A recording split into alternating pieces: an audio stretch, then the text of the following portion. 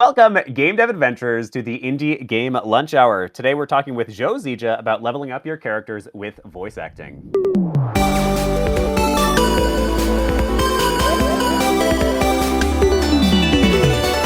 The Indie Game Lunch Hour.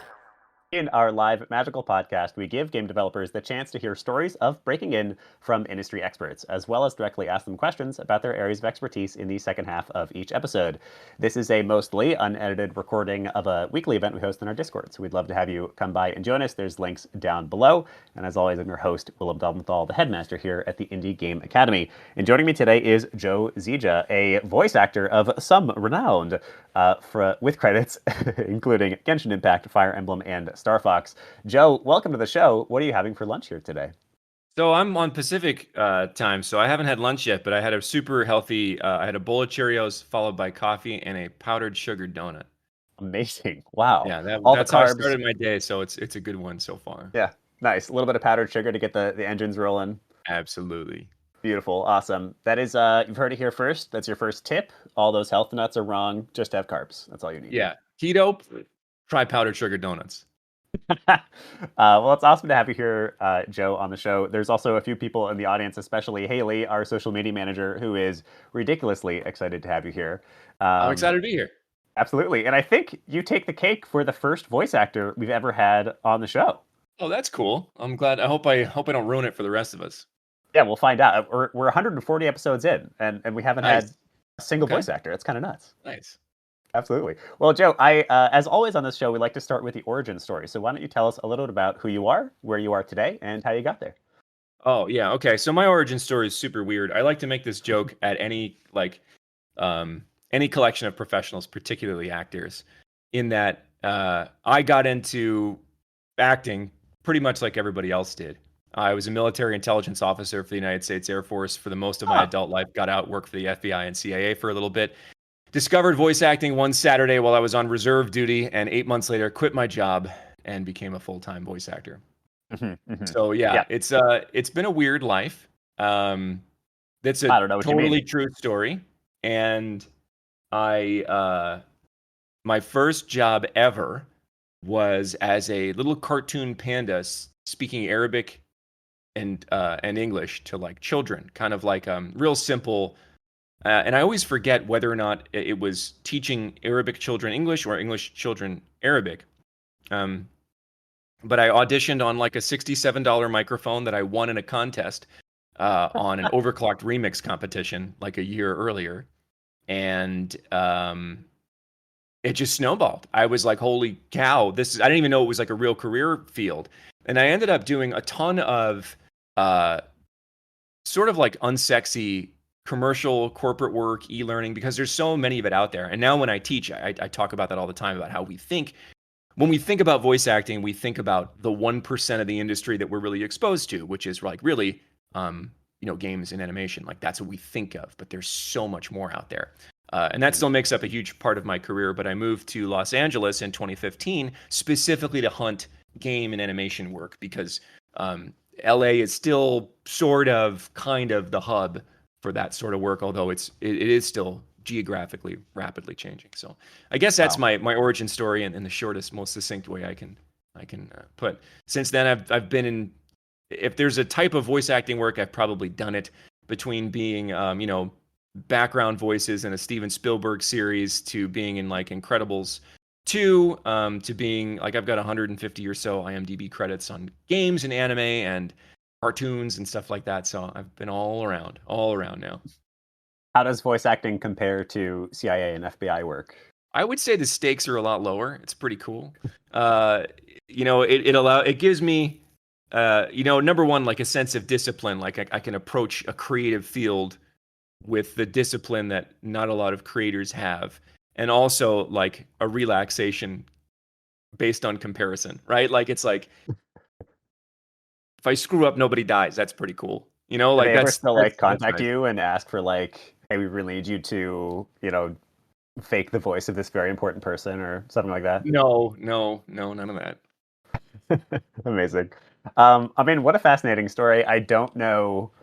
We were just saying before the show started that I think out of or whenever it was, I don't know, 140 episodes, you're the first voice actor on the show. I think you also are probably the first person to come from the FBI and CIA. So Yeah, not I'll a be, not a common career shift. yeah, I'll be curious to see if anybody's got questions about that in particular. Well, tell us, Joe. So you not only are just a voice actor, not only are you Mhm. actually doing voice acting for work, but you also teach people about voice acting. Can you tell us a little bit about that? Yeah, about a year and a half ago, I kind of like came to this realization that my whole career, my whole full-time career, I keep getting asked like the same questions over and over again. And I either like I just didn't have the time or the motivation to do what the industry normally does, which is coaching, right? Like a lot of actors will then open up a coaching business and they do one-on-one stuff or they do workshops. And I found that there were other barriers to entry for the industry that were totally unaddressed. Um, the voice acting industry is incredibly mercurial, and it seems to be always shifting. And um, people's opinions on how to break in often either don't make sense or they are 30 years old because people broke in the the 1980s, 1990s, and now at Hmm. the peaks of their career, they're referring to a industry that no longer really exists in that structure anymore. Yeah. And as you heard just a few minutes ago, I did not build my career in your typical Hollywood way.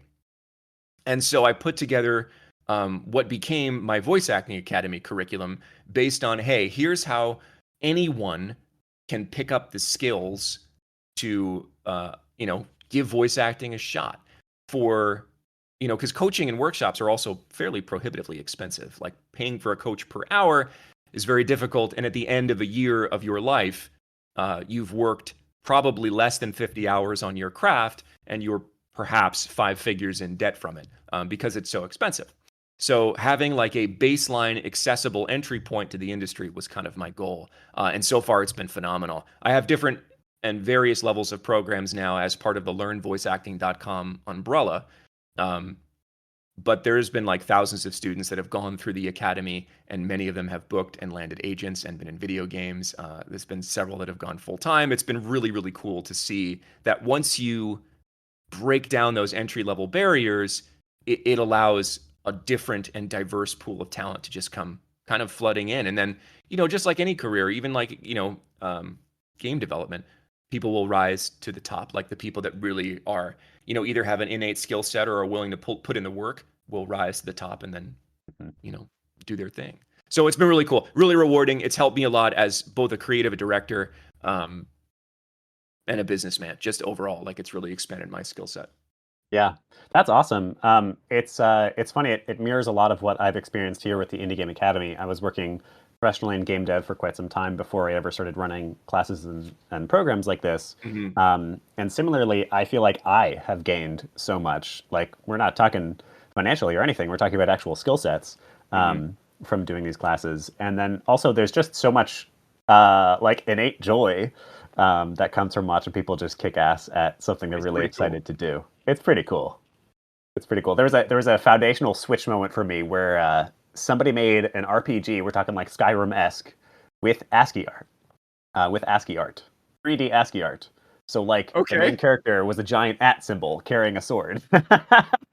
um, I tell you what, man, you just like yeah, it's about breaking down those barriers. Like you yeah, can come up with once you get past that, and like that person probably thought, oh, I got to go be, before your program, probably thought like, oh, I got to go be, like some executive assistant at EA and work my way up, and I can never, and then maybe one day they'll let me touch a programming language. Instead, they skipped all that crap and made a totally innovative thing that would never get published by EA or like whatever, like it just wouldn't happen. yeah. So that's super cool. Just make games. Awesome. I am curious. So you've talked a little bit about, starting essentially in the film industry, and now you're doing a ton of games work. This is something I've been curious about in general. There's a growing pool of talent. Voice acting is definitely one of them that sort of serves both industries. Is voice acting in particular?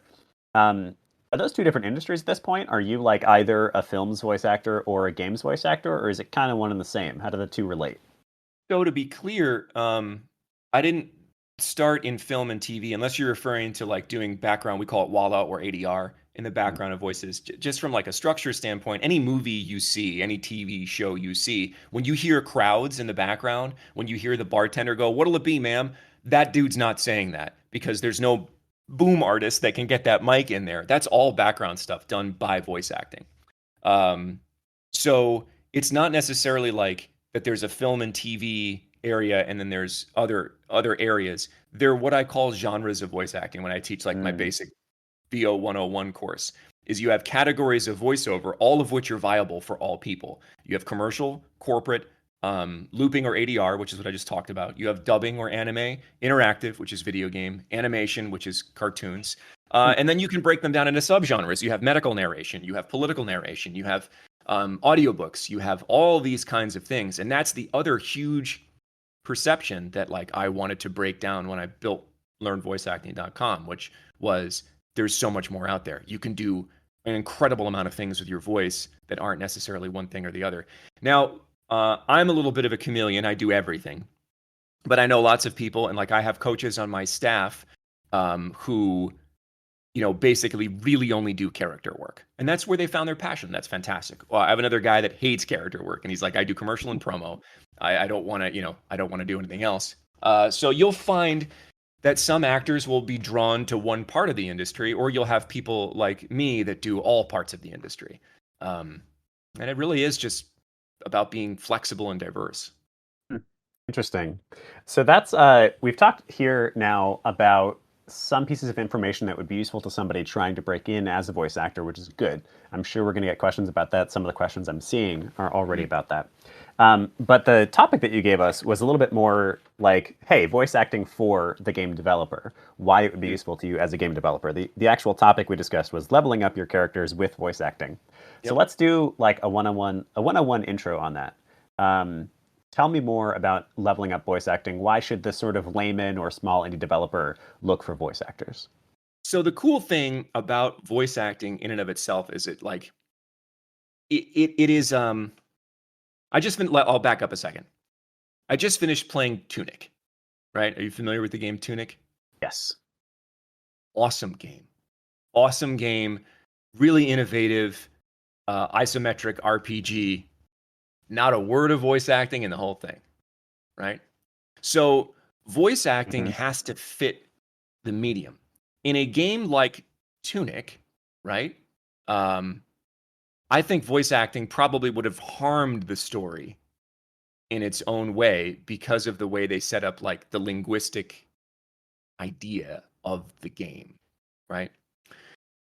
So the first step to like leveling up your game with voice acting is determining whether or not it's appropriate to have voice in the game. Because, you know, going back to like Nintendo Sega battle console wars, the name of the game is the game, right? Like it's it has to be a good game. It has to be good at its core. And some games won't work with voice acting. On the opposite end of the spectrum, you have games that won't work without it. Return to the Obra Dinn, right? Voice acting played not just a pivotal part in shaping the story, but your experience of it and how you solve the puzzles, right? Like, if you weren't listening to those voices and go, oh, that guy sounds Scottish, he must be the killer, right? Then the game at its fundamental level doesn't work. So it's about like discovering, okay, what does this game, is this game appropriate for voice acting? The second level is, are you in a position where you can have good voice acting, right? Because a bad cast, bad direction, or bad writing will harm the game, right? You will make that experience less immersive for your audience. You know, whether that's from like a technical perspective, like, wow, I'm really tired of him saying, here we go, over and over again because it repeats, you know, like, or it's you have, like, you didn't have the budget and so you scraped together like people that really weren't ready to be behind the microphone. And now you have a lot of like stilted performances that make your audience roll their eyes. The other important aspects to things that like you need to be aware of and prepared with when you're making a game with voice acting is you need good direction and you need good context, right? one of the most important principles about acting that I teach my students, and again, I'm not a formally trained actor. I'm not a big proponent of formal acting training because I find it to be prescriptive. But one of the biggest and basic principles of acting is a reflection of life. In life, we do nothing, not anything. We don't say a single word without a reason, right? If you can't give your actors the reasons why they're saying what they're saying, they cannot make a believable performance, right? So, if you aren't prepared, and I've been in sessions for games, for smaller indie games, where like, hey, you're a Mabaluk. And I was like, that's cool. What's a Mabaluk? And they're like, we don't know. I was like, well, you made the game. They're like, yeah, well, that person isn't here. They designed the Mabaluk. And we don't even really know what they sound like. I was like, do you have a picture? And they're like, no. And I was like, well, what do you want me to do with this, right? It's like telling a painter to paint a house and not telling him what color to use, right? Maybe he can intuit it, but whatever. Amazing. So in order to have good acting, you need to have good context, which comes also from good writing, right? We can all probably agree here that localized games often don't have good writing, right? And so you have actors who are competent delivering lines that aren't good. And I use the phrase, you can only polish a turd so much, right? You can only make that thing shine so much. And so it's really important that you spend the time and the money and the effort on good writing, because then you hand it to a competent actor and it just shines. My point about localization, one of the interesting things, and I use this as a case study all the time, is that Fire Emblem 3 Houses, a localized game, had spectacular acting. And that's not just because I was in it. The whole cast was great, right? But their localization team, and I remember going to meet them and expecting, like most localization teams, which is, one person who's generally like an anime fan who got picked up to adapt a script. There was 14 people in the room, all localizers. All of them were assigned 1 or 2 characters, and it was like, you're responsible for how Claude sounds. That's your job. You will keep it consistent. And it was beautiful, and it worked wonderfully. So having good writing, good context for your actors to perform with, because we need to know why we're doing what we're doing. And a good director.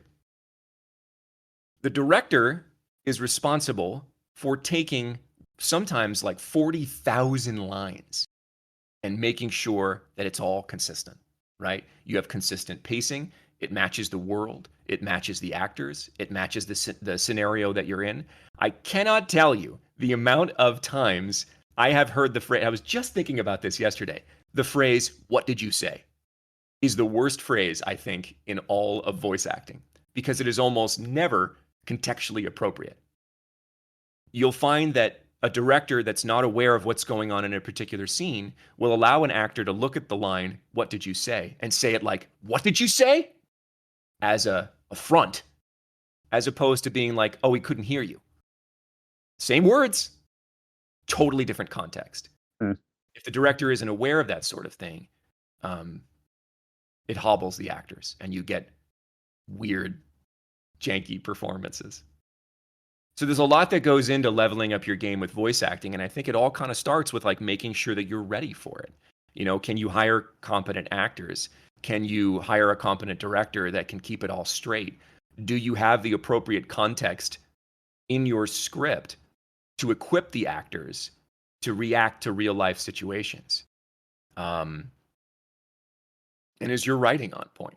All those things will come out of a voice actor's mouth. Like, there's so much more than whether or not the actor is good. We've all seen plenty of projects where you look at the cast and you go, holy crap, that's a lot of great actors. And holy crap, they all sound like garbage, right? Like, we've all seen them. I've been in those projects where I go like, oh man, I can't believe we went this direction with it. It just happens. So there's a lot of moving parts to level up your games. But I think the most important thing is to be like, should there be voice acting in this, Hmm. or shouldn't? Like, you got to start there. That's a really interesting. It's funny. Most people, depending on their craft, of course, will advocate for their craft. So it's funny that the first thing you tell me is, well, maybe it's not right for your game. Maybe not. Again, Yeah. like Tunic, totally ruined. It Yeah. would totally have been ruined with voice Yeah. acting. So how does one know then? How does an indie developer, that's who we're talking to really in this room, how does an indie developer know whether or not their game should have voice acting? Well, now we're talking about like, okay, let's dip into like the collective unconscious of creativity and see what we pull out. We can get Sure. real ethereal here. But it's understanding like what story you want to tell, right? I keep going back to Tunic as an example because I just finished it a couple days ago. And you have to think like, because it was so text-based, because it was based on like archaic symbols and like all that stuff, and because in general there was no dialogue, right? The story would have been harmed by dialogue because it was about discovery. It was about discovery of that language, of what was going on. I know that there are other games that are just slipping my mind that like I'm trying to like lean off Tunic to see like give you more examples. I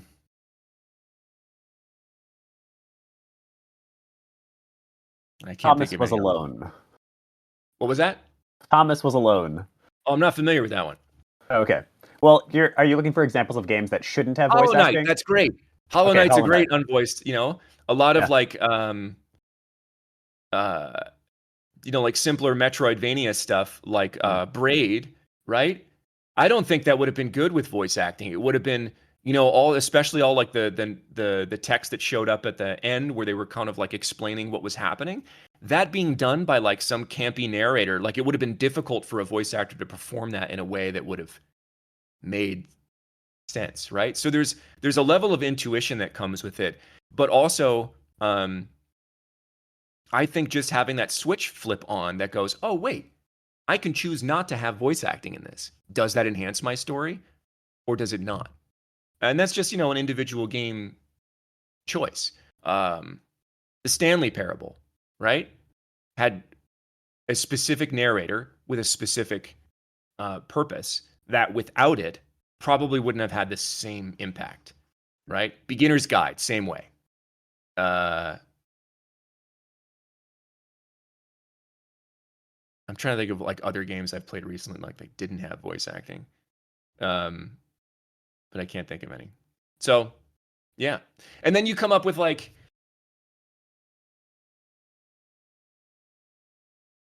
I'm trying really hard not to like poop on performances or like poop on specific games, but like talking about like a controversial shift, right? Where you have Zelda games that for years have no voice acting, and all of a sudden it comes into play, and the audience goes like, "What?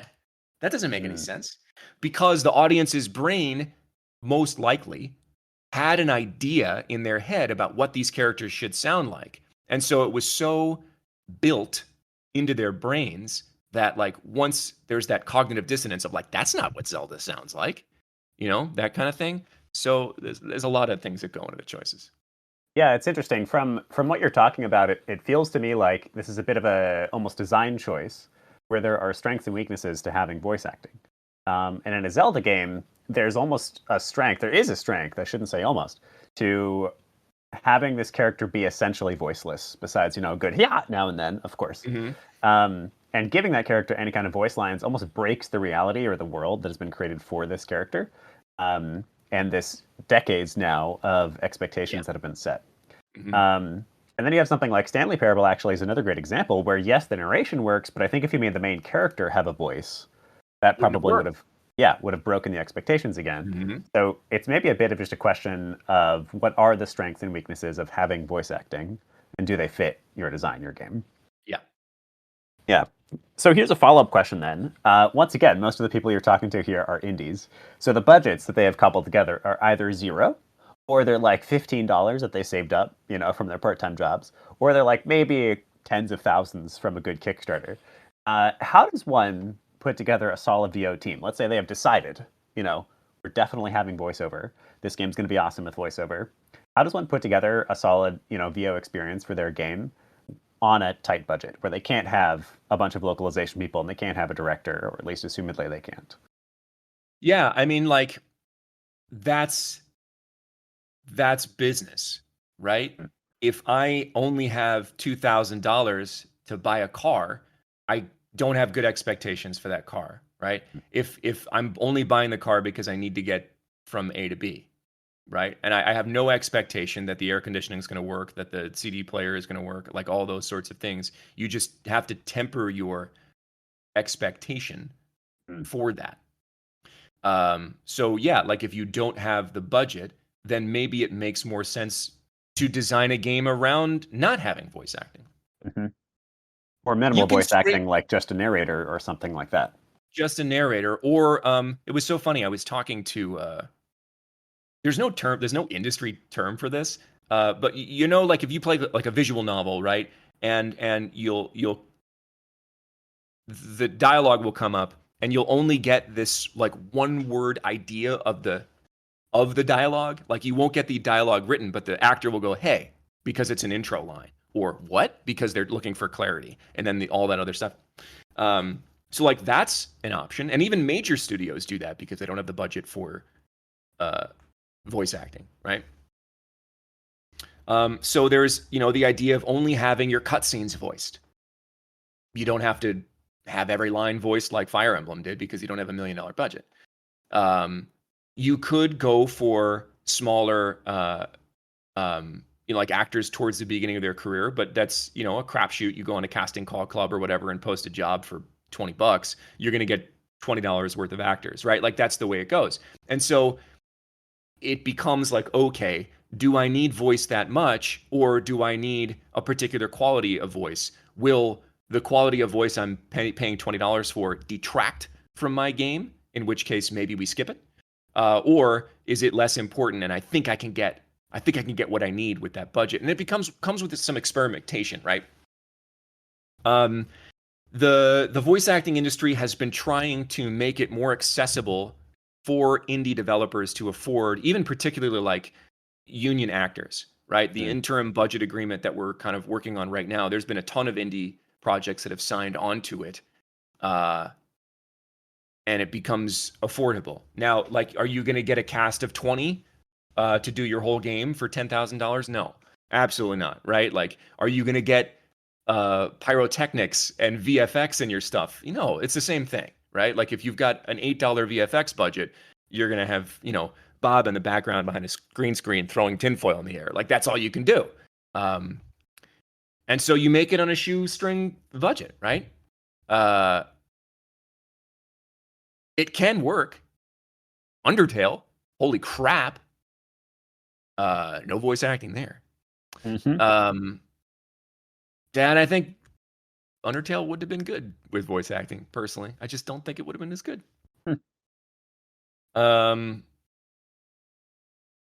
So yeah, I mean, like, it's just like it's just math. Can you do it or can you not? Here's a sort of we need to get to the community questions in a moment, but here's what I feel like I'm picking up on. So if we're doing visuals, for instance, if we're talking visuals, and your game has a really small budget, then what you create is something like a Super Hot, where you do like a hyper stylized version of the game that actually ultimately winds up being a smaller budget, but still looks pretty good. It's the indie approach to visuals. Is there something like that for voice acting? Other than what I like already just talked about like going and finding younger, hungrier actors that like just aren't like working at the professional rates yet, and that again becomes a crapshoot. I'm not entirely sure.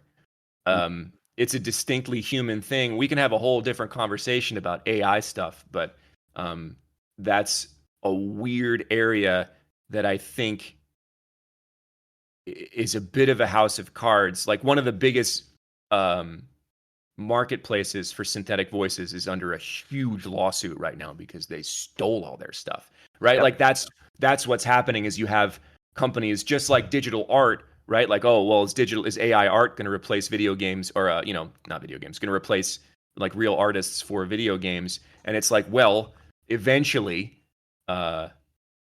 there might be a model in which ethical art or ethical voice AI may be used. But right now it's not there. It's just people scraping YouTube and putting together something that they don't have the rights to, which is like literal actual theft. So right now, there's not necessarily a structure for that. In the future, there may be where indie games, I mean, we saw it with the music industry, right? You can now have a convincing orchestral performance in an indie game by clever manipulation of VSTs, sample libraries and stuff like that, right?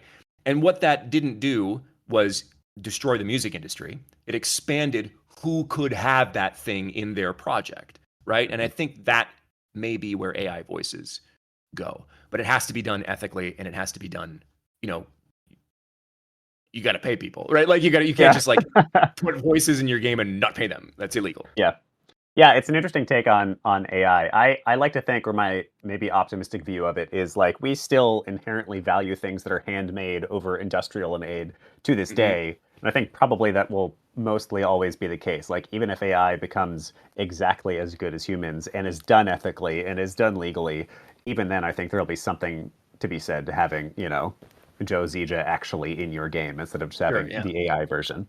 I've taken enough of your time, though. It's time to get to some community questions. Yeah. I'm going to pull Art Muse up on stage here. Art Muse, ask your question once you get up here.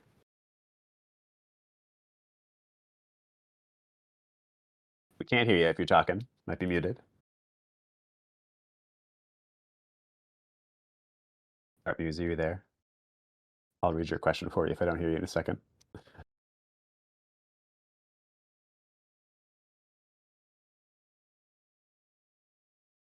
Oh no. All right, Art, I am so sorry. I'm going to read the question for you. You can type any responses if you'd like in the chat. But Art has a great sort of starting question. How can narrative departments, so those writers that you're talking about relying on so much to sort of set direction, how can we best provide good direction and context for voice actors? So from a writing perspective, are we talking about writers, or are we talking about like, hey, I want to be a director. How am I a good director? What do we think this? It's a good question. I think if we can do high level, like how does a team collectively provide good direction for a voice actor? I have to know a couple of critical things for just any line that I'm saying, right? Where am I? And who am I talking to? Right? And sometimes that could be as simple as generic enemy. They're 15 feet away. Great. Now I know how to say the word grenade in this context, right? But just a quick synopsis of like who I'm talking to and what's going on around me is typically enough. As actors get more mature, you don't have to give them as much context because there are schema in which many lines fall. Hey, this is a nag line. Got it. I'm good, right? Like you don't have to tell me that like anything else other than it's a nag line. Saying something like, yeah, that door looks like it could probably be opened right now, right? Like you're trying to push the player into an action. You can tell me, nag line, I'm on it. Younger actors, you might be saying like, hey, right now we're trying to get the player is idle right now. You might explain what a nag line is. Like there's functions of lines. They usually prompt something or follow some kind of action. This is your special ability, and we're going super anime with this. Whatever, right? Like that's maybe all you need. But what's going on around me and who I'm talking to, usually enough. Usually enough. Do you provide like sort of stage direction almost, like, and this is what your objective is, or is it just where Absolutely. are you? And now, who am I talking to? Okay. We're always thinking about pace when we're in a session, like especially for bigger projects, right? We've got to get stuff done in a certain amount of time, right? Mm-hmm. So it's not necessarily advantageous for me as man number 8 to be like, what's my motivation here, right? Like I don't necessarily need to know like what's my desired outcome. They're just like, dude, you just need to tell people that the bridge is out. So there's like a mix of that. Now, when we're talking about like bigger characters where, I'm like, okay, I'm talking to this person. What do I feel about them? Like, what's my past like with them? Am I guarded? Is my guard up? Because these are all just human things, right? These are all just human things. And I think we overcomplicate it when we get into things like acting methods, Stanislavski, Adler, all that stuff that I don't really subscribe to. It's just being human. And the things that make us act in real life are just the things that make us human. If you're talking to a boss in real life, you're guarded. You have a code switch. We call it, like, that's the kind of like the term we use now. We code switch. I talk to my boss with different parts of my vocabulary than I do a friend, a subordinate, my kid, right? I forgot the question. I think I answered it, but I'm not totally sure. Yeah, you're pretty good. The question is basically, how do we provide the correct direction for voice acting? But I think, like, the answer is, where am I? Who am I talking to? And then what are my objectives? But those objectives may be a hell of a lot less deep than you might expect. You just got to Right. tell them the bridge is out. That is your objective. That's it. Yep. Your objective is to inform this person. Great. And then some case it may be your objective is to slowly manipulate this person into coming on your side so you can stab them in the back. Right? So sometimes it's more. Asterian vibes. Love it. Yeah. Awesome. All right, Allie, I'm going to read the next question for. Allie asks, how do you hire voice actors and pay them fairly when you have no budget? Not taking advantage of skilled actors is important to me, but I'm at the stage of making tiny games that we just aren't going to make much money. It's a when you break that question down, and I don't mean to belittle you, it's how do I buy a house when I have no money? Right? Like, that's what you're asking. It's like, how do I pay for something when I have no money? I don't have the answer for that for you, right? The ways for you to manage your spend from a financial perspective, and like, I'm not really like into game budgets, but SAG has a low budget interim agreement that is easier for you to break what used to be large chunks of VO into smaller parts, and that makes it easier for you to hire actors. If you're going the union route, a union signatory who you have to work with anyway is going to brief you on all this stuff. The idea is that a signatory is going to make it easy for you to understand how much you're paying and who, and like give you budgets based on, like pension and health, all the complicated stuff that happens on union. From a non-union side, the rates are actually pretty comparable anyway. Like, if you're looking to hire a competent actor, you're going to pay just about the same you are in a union agreement anyway. One thing we've never really like hooked into in the voice acting industry was like, which works in audiobooks, right? So when a book author can't afford an actor, typically they offer them a rev share, right? But that's so, like, there are two freaking people involved, the author and the voice actor, right? Like, that's it. It's not this gigantic structure where, like, does a voice actor really deserve a rev share? They're like 0.00001% of the process. If you're not going to offer a rev share to your UX designer, okay. So there's flexibility around it. You could offer like a pay later kind of thing, but like, ultimately you can afford what you can afford, and maybe it's it's waiting until the next game. Maybe it's squirreling away your budget, your profits from the first game to do it on the next game. Game 2. I'm sort of interested by that. The volunteer-based studios and then rev share-based studios are both becoming more popular in indie games right now. So either companies that are like building a game with little to no intention of making money. They even sometimes sign contracts that are like, we're literally going to only offer this for free. And then people are working on it just essentially for portfolio experience. Or people are working on things for rev share. I'm going to get 1%, 2%, whatever, for however much money this game works. What is your opinion on that, especially for growing voice actors? So here's my, I think, fairly controversial opinion about rev share for actors. The average amount of time that I spend in the booth for any video game in which I am not a lead actor is 4 hours or less. What's the average amount of time that a coder spends on a video game? A few more than that. Yeah. Right? So, like, where do I get off coming into a negotiation and saying my 4 hours deserve a rev share, but your coder gets $28 an hour? I don't know, man. Now, that opens up a broader discussion about, like, okay, what actual lasting impact does a voice actor have on a particular game? In a game like The Last of Us, a lot. A lot, right? Should the cast of The Last of Us have been offered a rev share based on the amount of influence that their performance had on the game? Maybe. A JRPG that has like the little like lines that come in the beginning and then like, ha, like that's it. Not huge influence on the game. Is there a rev share model that's fair for that? I'm not totally sure.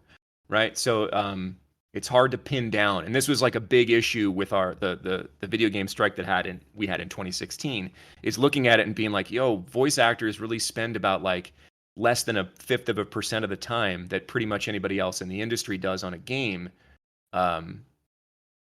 Should we take care of the developers first? And it became this triangular fight between like, well, what we're really pissed off at is the CEO of like, this company that's making $600 million a year while they're paying their coders $28. Like, be mad about that. We're mad about that. That's what we're trying to fix, but we can't fix your problem. This is all like we're kind of getting on a tangent here, but Getting into the weeds a little. Honestly, it's good though. It's an interesting thought. So I guess like the problem with rev share is exactly this. How do we value that revenue? How do we value really more accurately, like how much revenue each person should get? And it is almost always a sort of unsustainable model for any kind of long tail game, for something that exists for like 4 years or whatever. If you're given 4% in perpetuity to the guy who did the one voice acting line, then your budget is impossible.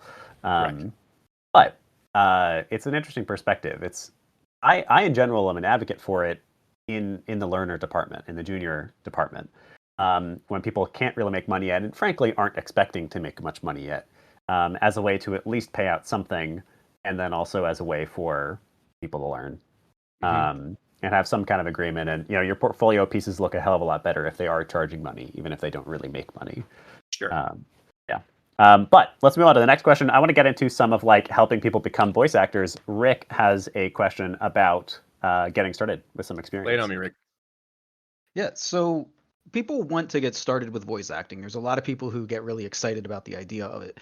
Earlier, you mentioned, taking your voice acting workshops and then you start 5 figures in debt. For some people, that is not an option that they either can or they're not even willing to do that. So what are some lower cost alternatives to get those baseline insights and then get some experience so you can kind of have a more measured expense on developing the skill sets? So this is like, I promise you I'm not trying to turn this into a commercial, but that is literally why I developed my academy. I do not use the workshop model. I do not use the coaching model, because in order to get there, in order to make coaching and workshops useful, you need a baseline level that you're not going to get that way. So like my course right now is like $350, right? And it's 30 hours of content. If you go and try to get that from a coach, that's $6,000, like that's a lot of money. So that's why I built what I built. Yes, I have other levels of programs where now it's more online with like, okay, now we're doing workshops, now we're doing coaching, now we're doing more granular things to improve specific things. But if you have no baseline, like what's the point of starting in your first lesson? You're like, I guess we're going to work on commercial copy now. But you're like, okay, how do I build a studio? How do I find my work? What's an agent? Why do I need an agent? What's a union? How do I get in the union? Like all this other crap. And so that's why I built my program. I don't know of anyone else that has that sort of thing. I believe there are some educational resources. Okay, so for example, I want to be a voiceactor.com is from D. Bradley Baker, who is like super prolific actor. His model, and it's not invalid, and I say this all the time, I'm like, I've worked with D, one day he's gonna find out that I keep talking about this, but like his model is LA, agent, demo, coaching, right? Like, and that's the model that he came up with when he started his career in like the early 90s or whatever. I'm not sure how long he's been in the career. So unfortunately, there aren't that many resources for people to get started, with the exception of like the stuff I've built together on learnvoiceacting.com. And I post a lot of free content on YouTube as well, just trying to like flush out this like new generation of voice actors and get them started, because you never know. It isn't sustainable to jump in and work for an hour a week for $10,000 in a year. It's just not. And you don't have to, but I don't know of anyone else that's doing what I'm doing the way I'm doing it. I promise. It's not just a commercial. I literally don't know the answer. No, that's huge to have an affordable curriculumized set of baseline skills that kind of let you know what you don't know before getting started. What about the other half? Like, okay, so let's say they've taken something like that and they understand the baseline. How do they get the experience and actually apply it and get that working experience? Right. And so that's the idea of, I think in my 6th module, it's called Find Paid Work Fast, right? Like the idea is you need to go and gain what I call in my workflow principles, exponential experience. It's about getting out there and getting as much time behind the mic as you possibly can, which again, an hour a week is not it.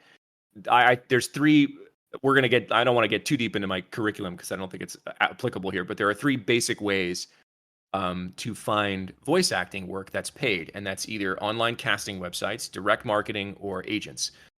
Those are the 3 broad things. Now you have other things like referrals, you have other things like hunting on social media, but those are the 3 broad things. And I teach really specifically about how to jump in and start testing the waters in each place, developing what I call like your minimum viable product. Right, you're treating your voice as a minimum viable product, and you want to test it as quickly as you possibly can so you can make adjustments. And let the market give you feedback. But if you're just like, if you spend the first year of your life going like, oh man, I need one more coaching lesson. I just need time for one more. If I do one more of this, and you never go and do, you can read a book all damn day about how to shoot free throws. But if you never get on the court, you're going to miss every one of them. You know what I mean? I love that as a concept. Awesome. Thank you. It directly mirrors, thank you, Rick, directly mirrors part of what we talk to devs about here, which is to simply work on games and release games. The number one thing to do is just to build freaking games. Yeah. If you were interested, Joe, we'd love to maybe have you on for some kind of introductory class, maybe get a little bit of exposure. I'm sure our That'd be audience cool. would love it. Yeah. Christy has one of our last questions we're going to ask here, which is a sort of follow-up to what Rick just asked. Hey, so I'm doing a narrative design training right now, and I was wondering like how would I communicate with a voice actor? Like, and I think my example was like say like background chatter from the in the town of game, or let's say that that you're voicing the like the mayor of the town, and you're sending the player on their first big quest. There were some cutouts there, so I'm not totally sure I got all of that question. In general, it's how would I, like let's say I'm part of the narrative design of a game. How would I communicate with you as a voice actor on to kind of like help you to like fit like how should this character sound? So you're talking about like literally picking a voice print for the character? Yes, I believe so. So I think there's actually a very large overemphasis on the voice, right? I think I have one lesson in my academy that's just titled in all caps, "It's not about the voice." Okay. Nobody gets mad at Ryan Reynolds for having the same voice in every movie he's in, right? Nobody gets mad at Will Ferrell, at Scarlett Johansson for having the same voice. Everybody has the same voice. Acting isn't about your voice. Acting is about perspective. It's about stepping behind someone's eyes that are not yours. So it's less about like, how does this character sound? And more about like, what's their perspective, right? Almost all of my hard-hitting, like all my most popular characters just sound like this, just with a little different lilt on it, right? Like Claude, Achilles, Wriothesley, Duke Detain, and like Clemens from Lego City Adventures, or Bumblebee, right? Like they're all really close to me, really close, but they have a different perspective that makes them come alive. Okay, so I guess a better way to phrase my question would be for this character is trying to trick the hero into getting a dangerous artifact for them so they can make oodles of money. Great. Now you've provided context. Get out of the actor's way, right? The actor is supposed to be the expert in interpreting what you just told me and making it come alive, right? You don't want, as the narrative director, to be like, hey, can you act differently? Like, it's not about like making the words come out of this person's mouth a certain way. A competent actor can take that context and then deliver the line competently, right? Anytime like when I was in the Air Force, when my staff for learnvoiceacting.com now, my goal is to give them the objective and get the hell out of their way, Okay, so Awesome. basically provide the context and a prompt, and that's it. That's it. And let them go. Now, like obviously, the skill of the actor is going to influence your outcome. There, I worked with a director who had these 4 stages of like how to work with an actor. It was select, which means you got so much good stuff, you just have to pick one. Direct, which means, okay, you didn't quite get what you wanted. You need to clarify the context for another take. Accept, which means this is good enough and we don't have time to really massage this any further. Or reject, which means get this actor out of the booth. He can't do what I need him to do. I love that. Thank you for the question, Christy. I will echo that, by the way, for basically every type of artist or creator. In general, let them do their craft. Try not to hold on too hard. You're not the expert; they are. Yep. All right, Demi has got the last question for us. Demi, would you like to give us your beautiful closer? Yep. I decided let's end this off with a nice and simple question for you, Joe. What is your favorite role that you've done, if you even have one? So It's a favorite voice acting role. my favorite job, it depends, like, what the role was most fun to play or what my favorite job was. My favorite job was actually Lego City Adventures, which is like I did 4 seasons of a show that came on. It was just before SpongeBob on Nickelodeon. And it was really cool because you may or may not know this, but like voice actors almost always now record separately. I'm alone in a booth. Often now, like I have a good studio to my right here, and like I don't even go in a studio for the most part. Lego City Adventures was a classic ensemble cast, which means I'm in a room with upwards of like 8 to 12 actors, and we are all playing off each other in the same room, and there's that like chemistry. Now, that chemistry isn't always like necessarily as important in many other contexts. So don't take this as me saying like you need to have an ensemble recording, because they're more expensive and more complicated and not always necessary. But in this case, you had all the actors from a particular episode in a room talking to each other. And I mean, like, God, I walked in that room the first day and it was like Troy Baker, Nolan North, the voice of Captain America, the voice of the Hulk, the voice of Johnny friggin' Bravo, the voice of Dexter from Dexter's Lab. And I was like, did you hire the right guy? Because I've been in LA for like a year and a half, right? And so, but what I did then is I just stole from them. Man, did I steal from them for 4 seasons? I just watched and learned, and it was way better than any other like class or workshop I think I've ever taken. Was looking at different people and being like, interesting way to interpret that script. I never would have thought of it that way because I never hear other actors do anything. So that was probably my favorite job, and it lasted for a really long time, and it was great. That's awesome. I love that. All right, we have come to the end of time. Before we say goodbye, Joe, we like to give homework here. So what is a homework assignment that some of the people listening can do in the next week or so? It'll take about an hour to practice some of what we've talked about here today. I would say the homework is, and this is true for any skill set, it's what I tell like my actors to do. Like if they can't figure out like, well, how do I develop my taste? Like, how do I even know what a good commercial read is, right? You go listen to commercials with your ears on, as opposed to just playing games. So go whatever game you're playing, because I have a feeling that most people in this room are in the middle of a game right now, like playing something, right? Listen to the voices that are happening and judge them. Does that work there?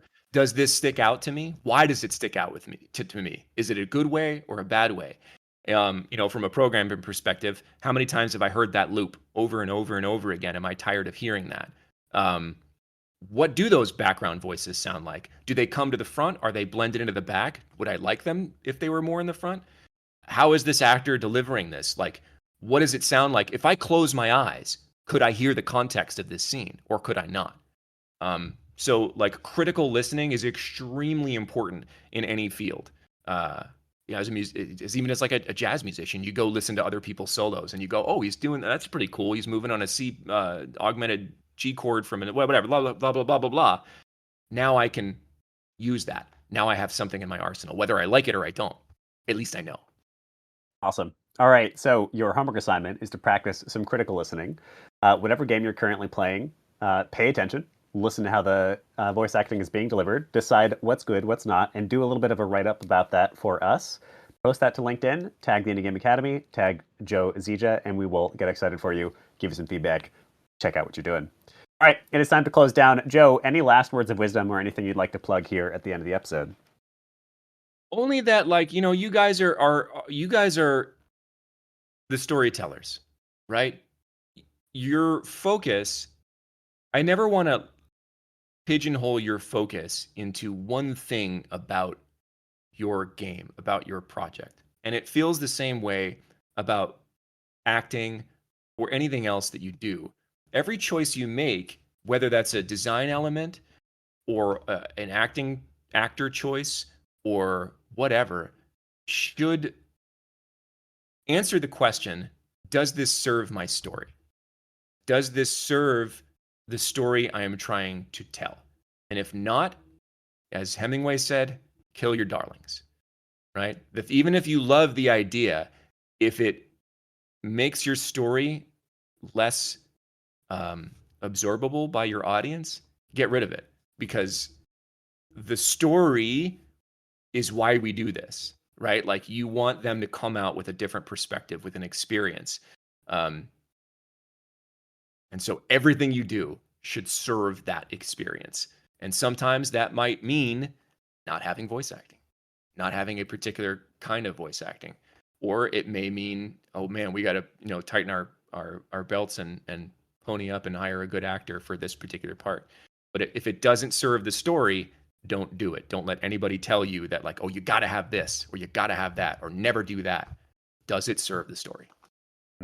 I love that. Everything you do, serve the story. We will link to Joe, his academy, and anything else we may have mentioned down below, so check him out. Joe, thank you for an excellent episode of the Indie Game Lunch Hour. Absolute pleasure being here. Thank you so much for having me. Heck yeah. Thank you to everyone for listening. And if you enjoyed this episode, as always, we ask that you send it along to just one other person who may enjoy it too, who could use a little bit of insight from Joe. And otherwise, we'll be back here Wednesday, 12 p.m. Eastern Time for the next one. See you, everybody. So long, everyone. Bye.